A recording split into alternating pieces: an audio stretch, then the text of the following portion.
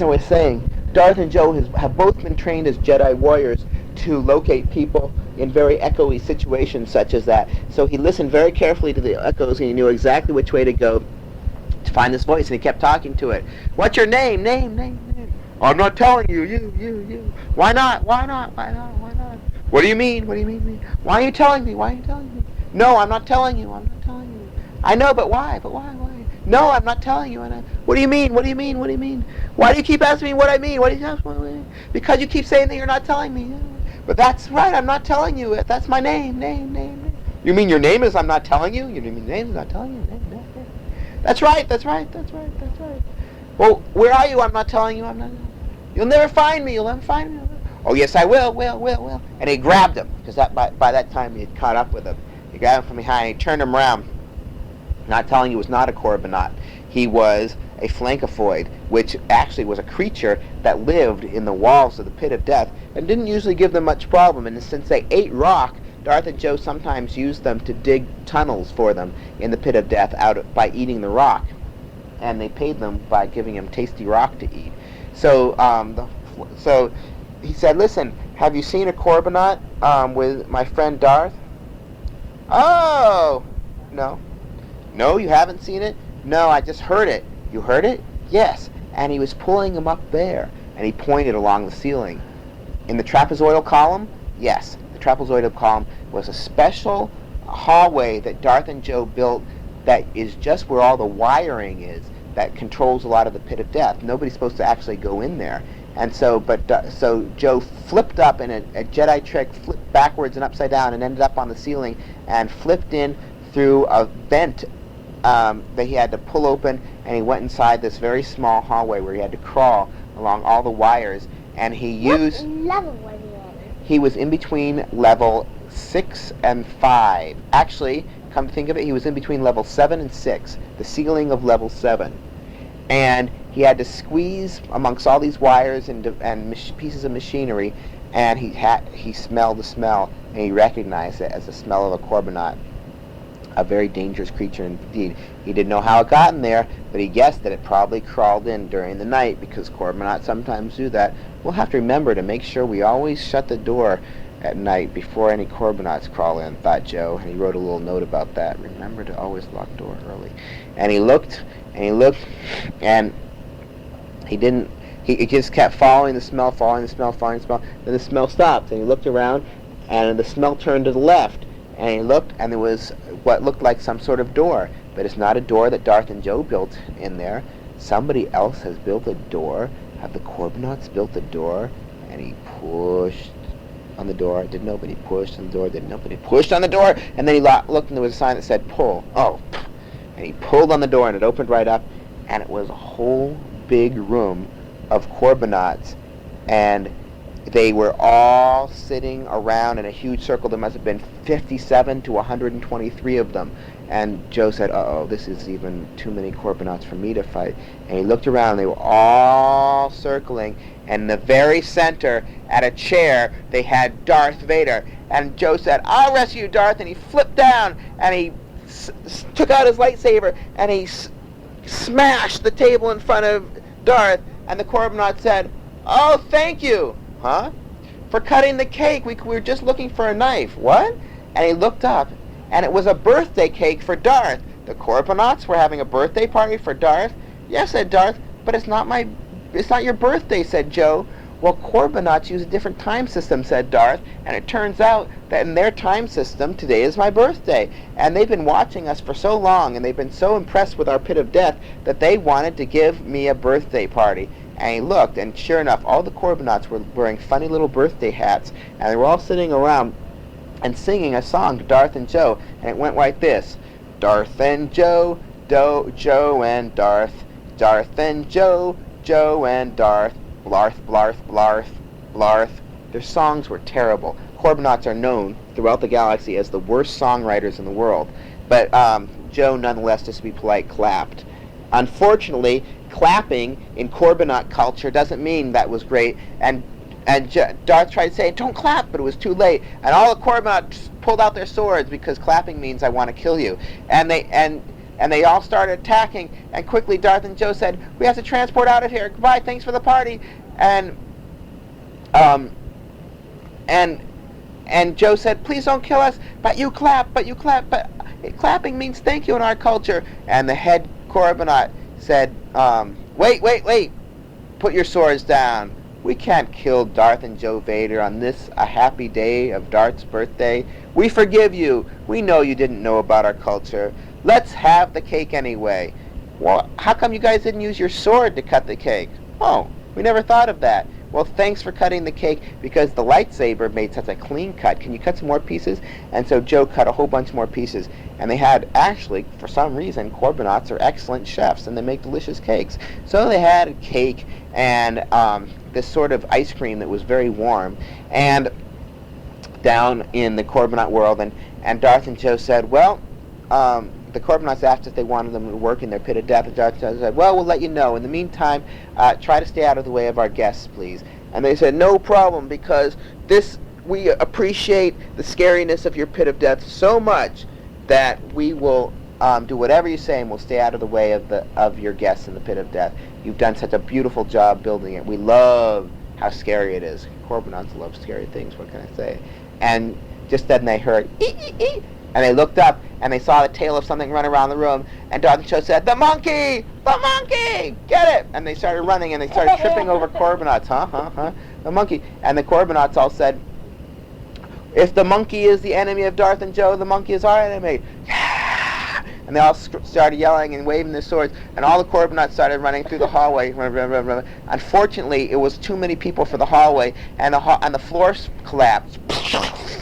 And they all fell back into level 7. Unfortunately, they fell into a pond, which was the hot water pond, which is designed that as soon as you fall in, the temperature of the water, it senses that somebody's fell in, starts heating up hotter and hotter until it gets incredibly boiling hot. And all the Corbinauts and Darth and Joe were all swimming, and they were getting hotter and hotter. And Darth threw a rope out, trying to pull himself up, but the rope, there was nothing to catch the rope on, but it suddenly...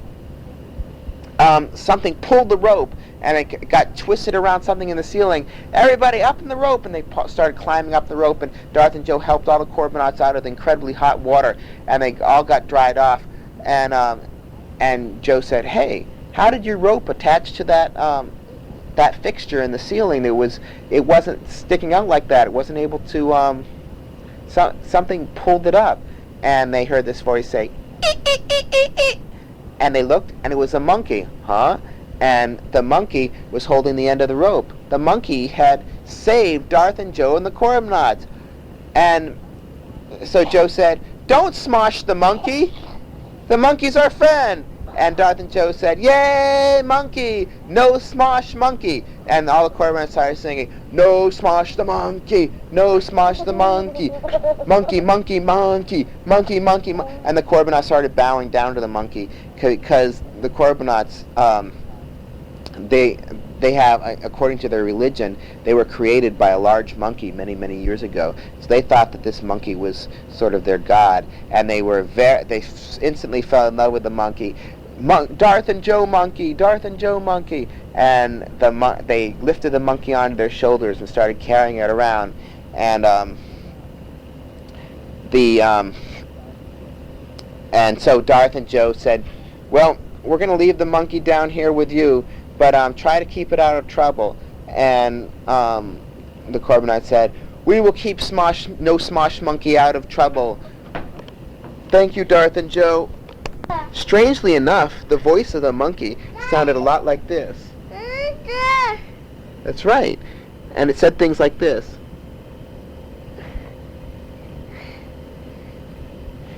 Sometimes it just breathed and didn't really say anything at all. It was very hard to predict.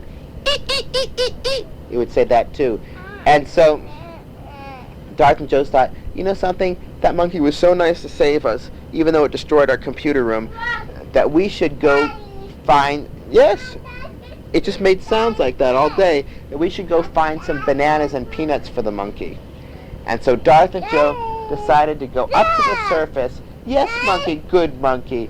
They decided to go up to the surface and get some bananas and peanuts for the monkey. And when they were up on the surface, they heard sort of a rumbling sound, like there was an earthquake. And said, "Huh? Did you hear that?" "Yes. Let's transport down and make sure everything is all right." And they transported down to in between level 6 and 7, where the Corbinauts and the monkey used to be. And unfortunately, the monkey, there was no level 7 anymore. The ceiling from level 7 had fallen and smashed down into the floor, and the Corbinauts and the monkeys were all sitting on their bums and rubbing their heads. Quiet, monkey. And like the ceiling had just collapsed and smashed all of level 7. And they said, "What happened? What happened?" And the Corbinauts explained that when the monkey had attached the rope to the thing in the ceiling, the thing that he had pulled out of the ceiling was the part that held the entire ceiling up. And so he accidentally caused the entire ceiling to collapse and destroy all of level 7. It also, by the way, destroyed level 6, as level 6 fell into level 7. And so Darth and Joe said, "Well, you guys have this entire level 6 and 7 to yourselves now." Because level 6 and level 7 were now all combined into one giant level with the Corbinauts and the monkey. And so Darth and Joe gave them the bananas and the peanuts, and they transport up to the surface, and Darth and Joe started asking each other, "Hey, what about that guy? What about that guy who was down in level 7? I hope he got out all right." "What guy?" asked Darth. "There was one of those creatures who changes his name all the time. I think his name was Foothead." And suddenly they heard, "Not Foothead! My name is Noisy Ben." "Noisy Ben?" And they looked around, and it was Noisy Ben. He had made it safe to the surface. "Oh, it's good to see you're all right, Noisy Ben. Well, you're going to have to go home now because we're closed for the night. We're going to have a lot of repairing to do in our pit of death."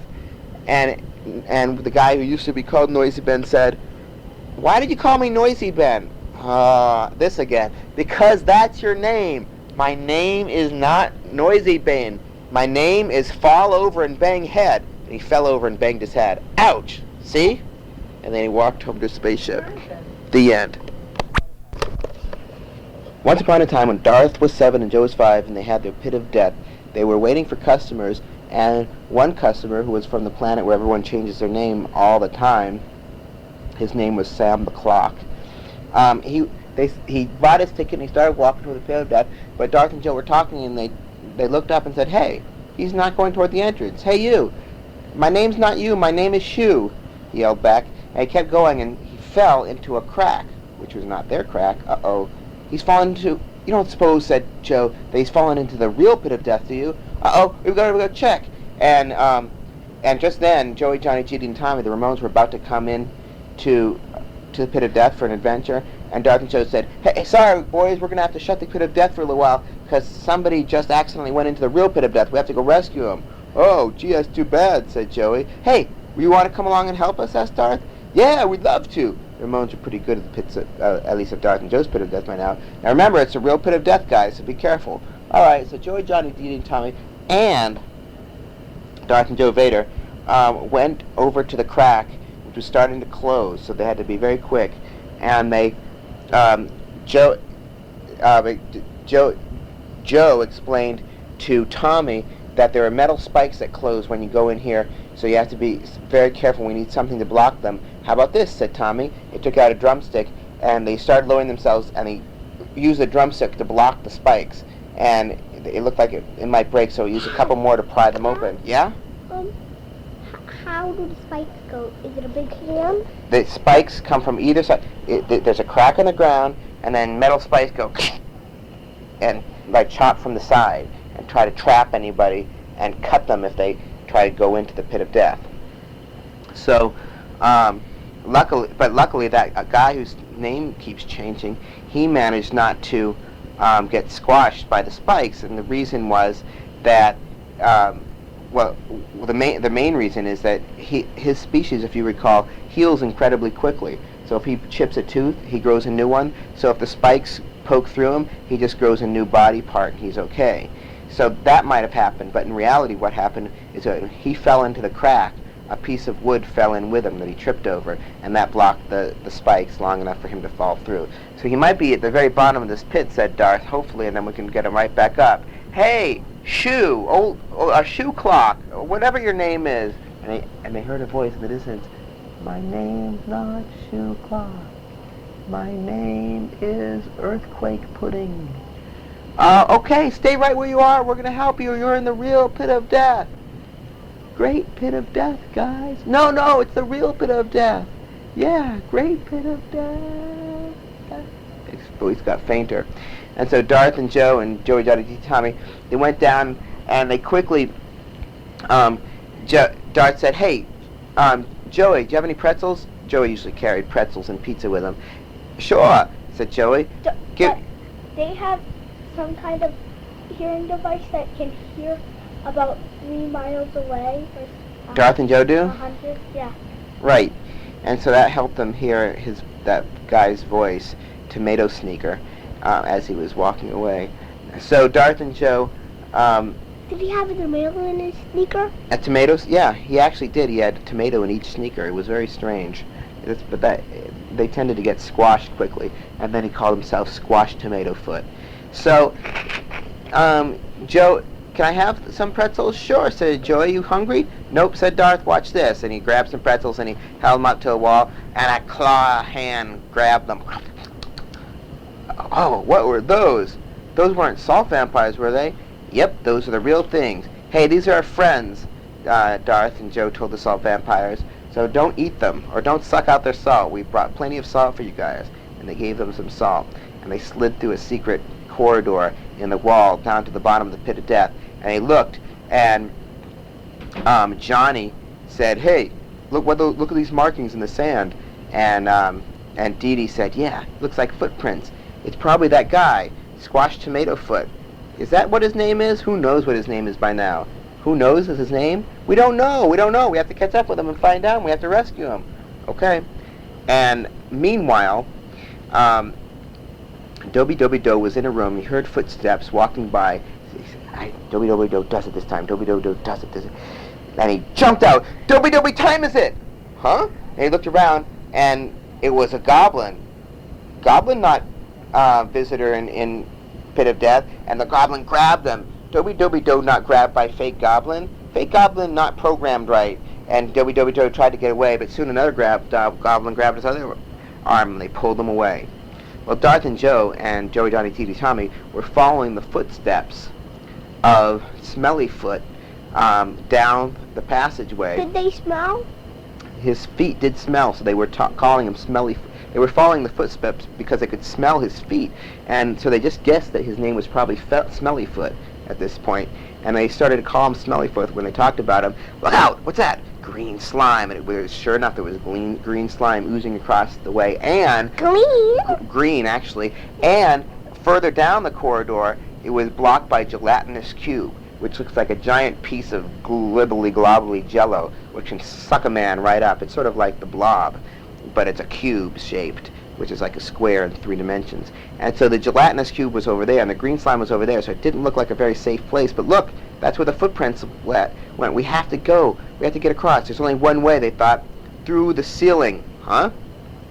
And Darth threw a hook up attached to a rope, and it attached to the ceiling, and they all pulled themselves up the ceiling, and then Joe threw a hook swung a hook up to the opposite side, or down the hall to another part of the ceiling, and that hooked into the ceiling, and but they didn't have a rope to hook to it, so Johnny had tied a guitar string to it, and they tied a long guitar string from there all the way to the first hook that Darth had thrown up, and they used a drumstick. That they actually had 2 guitar strings they held on to drums.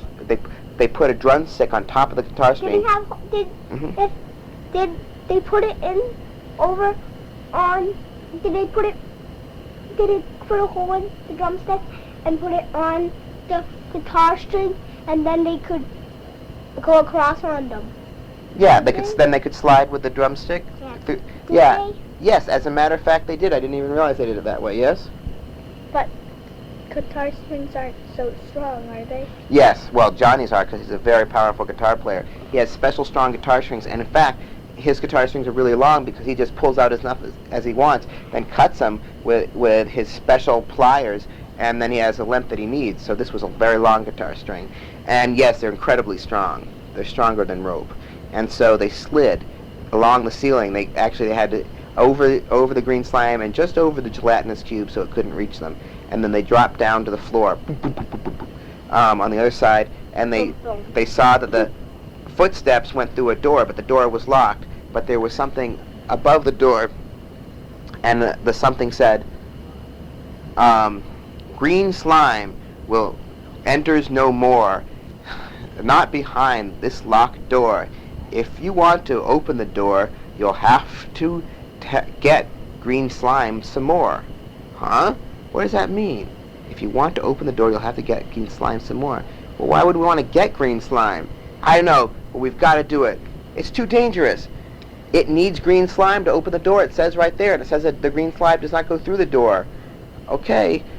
And so, Johnny, Joey got on Johnny's shoulders. Believe it. Well, it's a door. It's what it says. They're going to try it.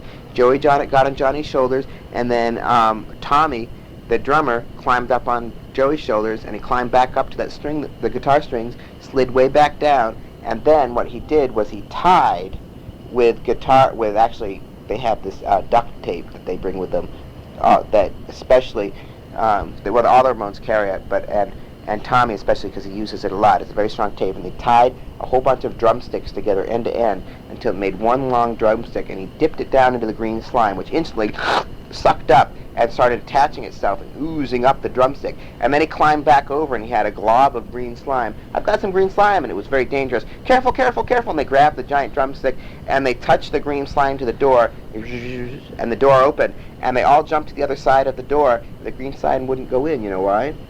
There was salt covering the ground on the other side of the doorway. Whew. So they got on the other side of the door, and they could also see that the footsteps had gone through the salt. And not only that, they saw that there were some more footsteps, that some sort of fight or something. There were a bunch of footsteps, and they all went down one direction. So they followed that direction down a corridor, and they took torches off the wall because it was getting very dark, and that way they could see where they were going. And there was a big wooden door. "Shall I knock?" said Tommy, and he was about to knock with a drumstick, and Dart said, "No, wait." He stopped his hand. "We have to find out what's on the inside first. Joe, are you ready?" "Yes, we'll be right back." And they used their ring of invisibility and transportation to transport on the inside and look around. And you know what they saw?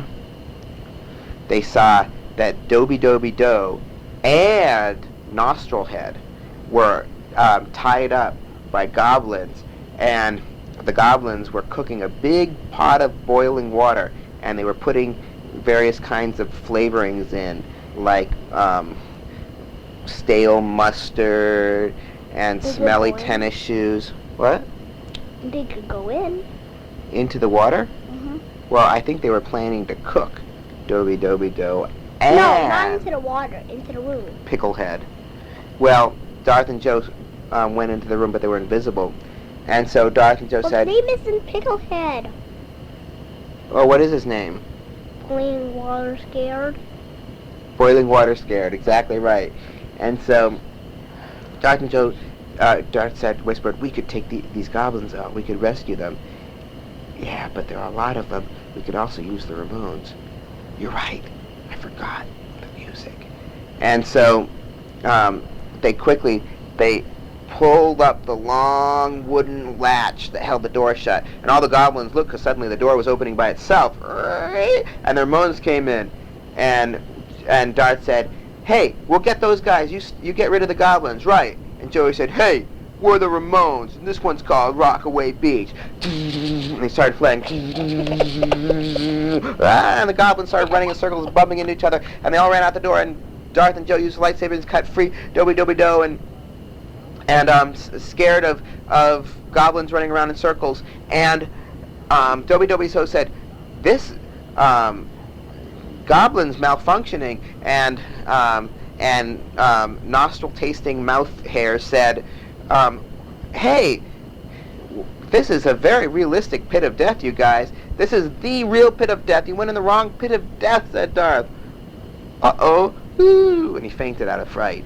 He thought it was just a game up till then. And so they picked him up, and they said, we've got to get out of here, but we can't go past that gelatinous cube and the green slime with these guys. No, we're going to have to find another way. And Joe said, hey, look, there's light coming under that wall over there. They looked on the upside of the room. There was light. Maybe that's the way out. And they looked around, and what does this do, said Johnny. And he pulled a big lever, and it broke off his hand. Johnny's a very strong guy, and the lever broke off in his hand. I don't know, but then they heard a rumbling sound, and suddenly the entire wall slid to the side and opened up into a big room. Unfortunately, it was a room of 600 goblins, and they were all eating dinner, and they all looked up surprised, and Darth said, quick, play! And Joe said, no, not yet! And the remote started playing, and the goblins got scared, but there was no one for them to run except the way they came out, so they were running toward the Ramones and Darth and Joe and Dobby Dobby Do and Picklehead on Ceiling Foot. And they ran toward them, and everybody had to jump up in the air, but unfortunately Picklehead on Nostril Foot was still asleep, and his name was passed out of fright, actually, at that point, and Darth and Joe picked him up quickly. Tommy Ramone stuck a bunch of, on a line, he stuck drumsticks into the wall and made a sort of bed on the wall out of them, and they stuck, passed out from being very, very scared suddenly, onto the drumsticks, and they jumped on top of the goblin's head, so as the goblins were running out the door, they were running on top of the goblin's head, kind of running in place, and all the goblins left except one short little goblin, and he ran past, and they jumped on his head too, and they ran out of the room, and the Ramones did all that while they were playing music, and then they took down confused guy on sticks, because he was starting to wake up and he was confused, off the wall, and they walked into the giant room, and they said, oh, how are we ever going to get out of here? We're going to have to transport them out one at a time. And that's just what they did. They hugged each one of them, and they transported them out of the pit of death, and they took wrong pit of death dude over to their pit of death, and they said, hey, this is the pit of death, wrong pit of death dude. And he said, how did you know my name was wrong pit of death dude? Just a guess, said Joe. Yeah, said Darth. But we're tired for the day. Oh, I wanted to have an adventure, said Joe. Yeah, said Johnny. That was an adventure, said Darth. And Joe, oh yeah, you're right. Oh, thanks very much. Can we have our money back? Sure, but you never paid. Oh, okay, well, have a good day then. And they all left, and they were all happy.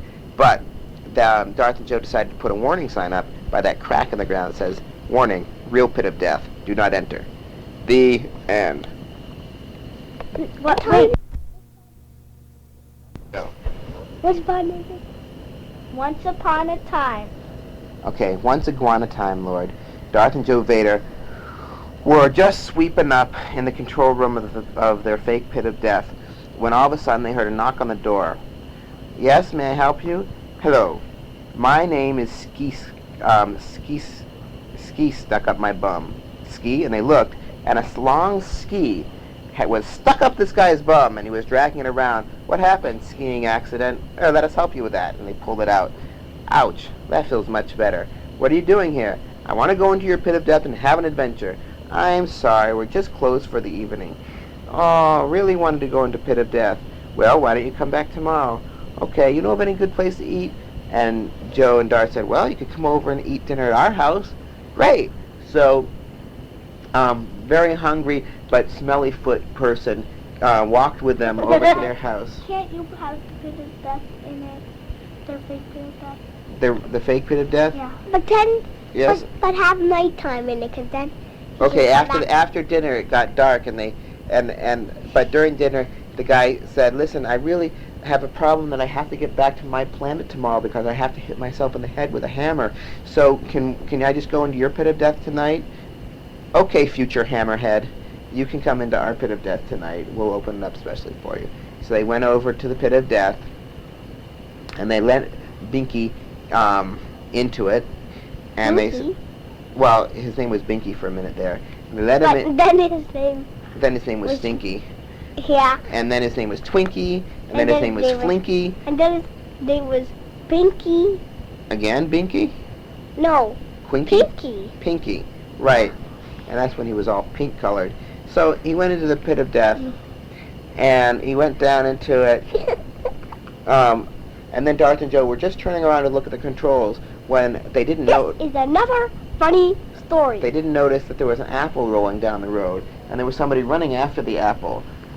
Apple, wait! Apple, wait! With his arms stretched out, and Darth and Joe turned around, and the apple fell into their pit of death, and he ran in after it. Jar Jar, where are you going?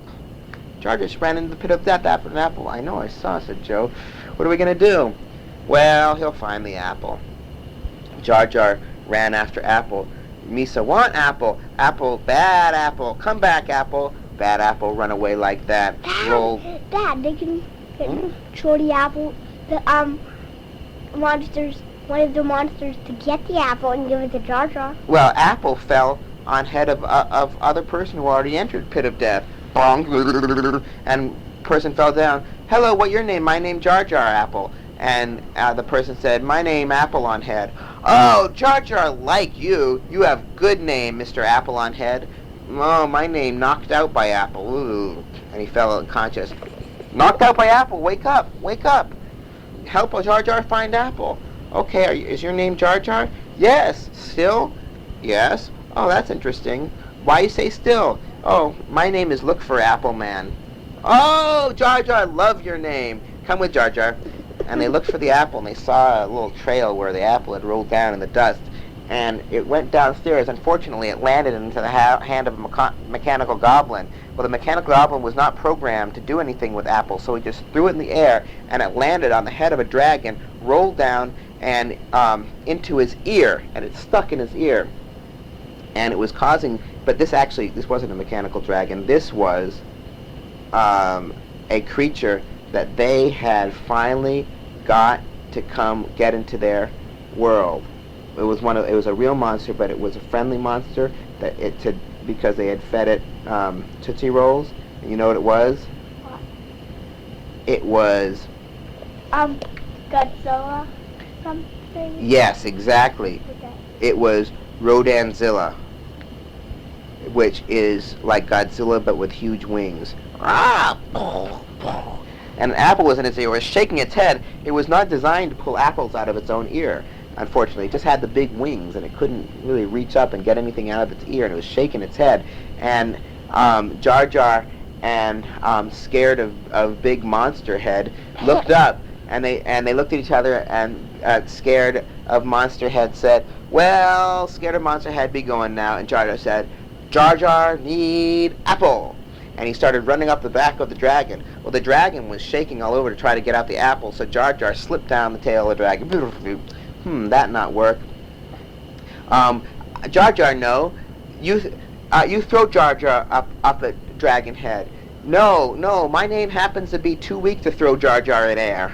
Oh, well, that won't work, will it? I like your name when it had to do with apples, said Jar Jar. Well, my name now is Apples Not Be Found by Us. Let's go. And Jar Jar said, no, Jar Jar, never give up when it comes to apples. Fun ball fun, help Jar Jar get apple. And he did this thing which he had figured out recently, which he threw the fun ball fun toward the ceiling, and right after he let go of it, he grabbed it again, and it pulled him up in the air, and he bumped into the ceiling, but he did land on the dragon's head, reached in and pulled out the apple, and the dragon breathed, the dragon, of course, being Rodanzilla, breathed a sigh of release, and looked up and saw. He looked way up on his head, like above his eyes. He looked up in the air, and upside down he saw Jar Jar's face smiling back at him. And Rodanzilla said, "Arr," which actually means good ear-friendly person.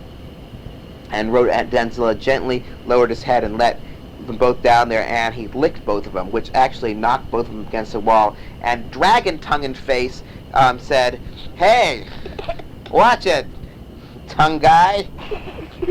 And Rodanzilla went up, and Darth and Joe had been watching this on their screen, and they announced over the loudspeaker system, "Hey, now that you have your apple, will you come back out of the pit of death, Jar Jar?" And Jar Jar said, "Yeah," and let that guy, whatever his name is, my name is Done with Pit of Death. Oh, let Done with Pit of Death come out too? Yeah, said Jar Jar. And Jar Jar, who had been in their Pit of Death before, knew that there was a service elevator. Half the real Pit of Death in it. Well, unfortunately, they went into the service elevator to get upstairs, but it got stuck. Not like being stuck in an elevator. Neither does Jar Jar. No, that's my name. Not like being stuck in an elevator. Oh, you have a very descriptive name. Thank you very much. How do we get out? Hold on, said Darth and Joe through the loudspeaker system. We'll let you out. Don't go anywhere. But Jar Jar said, Jar Jar, no way out. And there was a panel on top of the elevator in the ceiling, and he slid open. Come on, Mr. Guy following Jar Jar, and pulled the guy up by the arm. And they were on top of the elevator, on the outside of the elevator, and it was very dark in there. It's very dark in here, said Very Dark in Here, man. And they looked around, and Jar Jar said, looks like Krakenwall. Come this way. And Darth and Joe said, where'd they go? Where'd they go? Hey, we can't see you guys. Get back in the elevator. And we better transport down there. So Darth and Joe transported down to inside the elevator, and they saw the ceiling panel was open, and they popped their heads up to look, but Jar Jar, holding his apple and holding the hand of Scared of the Dark and Crack Man, were already far down in the crack, and they were walking away. They were trying to find their way out. Well, unfortunately, that crack didn't lead to the way out. That crack led deep into the ground until they were in the real pit of death. And Darth and Joe were looking around, and they saw the crack too. They must have gone this way, and they yelled down the crack, come back, come back. And Jar Jar said, too late, fell down in hole, fell down in hole. And Darth and Joe crawled down the crack, and they too fell down in a hole. And all four of them were in a hole in the ground in the real pit of death. Unfortunately, transportation doesn't work in this hole, so they couldn't transport out because it was surrounded by an anti-transportation force field, because it was the real pit of death. And so, but they can use that ring that's in their watches, and that's the. They didn't have the ring yet.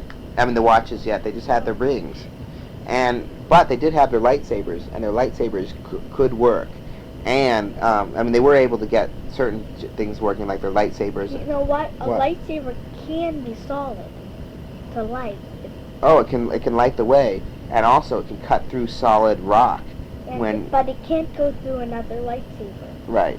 So they were cutting a hole in the wall to try to dig their way out. Unfortunately, they cut right into a nest of really nasty worm gnomes. Worm gnomes are like bigger than my arm, worm creatures with sharp teeth, which make that gnashing sound. And they started attacking all of them. And Darth and Joe couldn't think of anything to do but time freeze them. And they did have a time lasso, and they managed to get a whole bunch of them tied up. But then there were more coming. Come on, let's get out of here. Let's crawl through this worm passageway. And there was one of the worm gnomes had come through, this wormhole. So they decided, which is an actual real wormhole, by the way, in the dirt. So they decided to follow it up through there. And so they did that, and Darth and Joe were battling the worms with the lightsabers behind them, and they took the time lasso and they plugged. Yeah, exactly. And they were keeping the way. They plugged up the hole so the worms wouldn't follow them, hopefully. And they went up the hole, and the hole went all the way to very close to the surface of the Earth. But unfortunately, they could see that there were a whole bunch of killer termites, which were also with a bunch of killer spiders. The termites kept the spiders as slaves working for them. And the termites looked at Darth and Joe and Jar Jar holding his apple, and at Squished Guy in Tunnel. What? Why doesn't he eat it? Because Jar Jar's because he's so distracted by everything else. But that's a good point, because the insects at the termites said in their own language, said the spiders, attack! And Darth and Joe said, uh-oh, and they heard a crunching sound behind them. Huh? They looked back, and Jar Jar's eating his apple. Jar Jar, this is no time to eat your apple. Oh, Jar Jar, I think this is good time to eat Jar Jar's apple, because Jar Jar want to eat apple before Jar Jar die. And so Jar Jar was eating the apple. Oh, Gavolt, they said, because they actually say that every once in a while. And so the termites were coming down this wormhole toward them, and they couldn't think of anything to do. And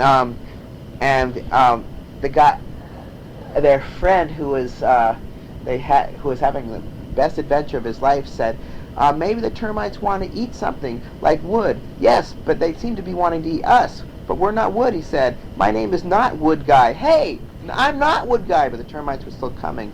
What can we do? Cold weather, that would stop them, said Joe. Hey, not termite eating guy has cold weather. What? And he pulled out an ice pack where he'd kept his ice cream frozen in, because actually his favorite food was ice cream, and he threw the ice at the termites, and the whole tunnel started getting really cold because this was frozen CO2 and frozen nitrogen, which is incredibly cold. The termites just stopped moving because it got so cold. Hey, that's a pretty neat trick, said Darth. Yeah, ice cream lover love ice cream. So ice cream lover always have ice cream with ice cream lover. But now, no Iceman, have no ice cream and ice cream melting. Time to eat ice cream, said Jar Jar. Share with Jar Jar? Sure, he said. Hey, you guys, stop eating, let's go. But they finished their snacks, and they finished crawling, being very careful not to step on the termites. Well, the spiders were scared of them then, because they had beaten their termite. I mean, those were the spiders that had frozen. Sorry about that. The termites were scared of them.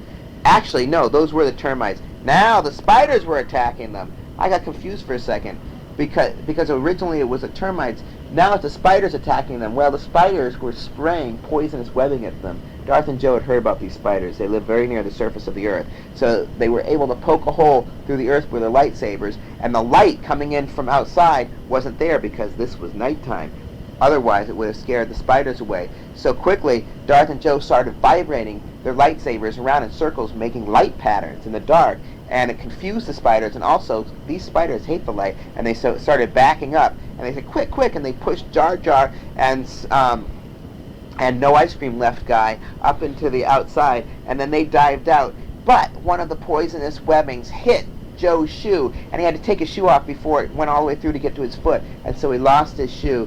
And the No Ice Cream Left guy said, from now on, I call you No Shoe Joe. One Shoe Joe. One Shoe Joe. Come on, I have a shoe for you. And he went back to his spaceship, and he gave him a pair of shoes, which were really nice because they were very spongy. Hey, these are great shoes, said Joe. I can jump really high, and started jumping. Boing, boing, boing. Pretty soon he jumped 10 feet, 20 feet, 30 feet, 40 feet, 50 feet. Hey, you have another pair of those shoes, asked Darth. Sure, you guys were nice enough to rescue me. Here you go. And he had these shoes. They had little white wings by the ankles of the shoes. Do they grow? So, do they, like, always fit you? Yes. Grow? Yeah, they snap to the size of your feet, around your feet, and they have these little white wings by the ankles, which show that they're extra special jumping shoes. And if you jump hard enough, and Darth and Joe were Jedi, so they could, it's like flying for a long distance, and then you can come down to the earth. Do they have wings on them? They didn't have wings that flap. They just had wings sort of that stabilized them and looked like decorations, white wings. So that was it. And that was the end of that adventure. And Jar Jar went home to eat more apples. The end. This is yet another story of Darth and Joe Vader. Darth was 7 at the time, and Joe was 5 years old, although he was almost ready to be 6 years old. And they were walking outside, and they waited to buy some purple ice cream, when suddenly they heard a faint, eek. Huh? I thought I heard someone yell help. And Darth said, I heard an eek of some sort. And they listened again. They put their heads closer to the ground. Eek, eek. Hey! They both recognized it. It was monkey language for help, because Darth and Joe are gooks and they can understand animals and children and small animals. The monkey's in trouble. What monkey? It must be the Smosh monkey. You're right. We have to rescue the good old Smosh monkey. But he's always trouble, said Joe. Oi Gavalt. Who said that?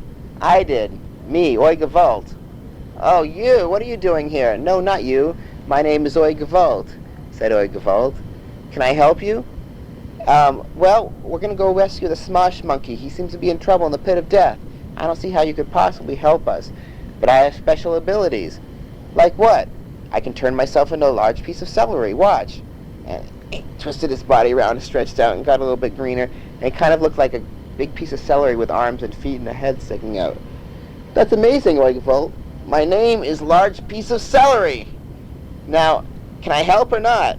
Well, that's really great in case we come out upon a monster that doesn't like celery, but I'm not sure how that can help us otherwise. But I have other powers. Like what? Well, watch this. I got really round. Hey, you look like a tomato. My name is Big Fat Tomato. Well, how is that supposed to help us fight monsters? Well, you could drop me on some monsters and I would go splat in their face. But that wouldn't be very good for you, though, would it?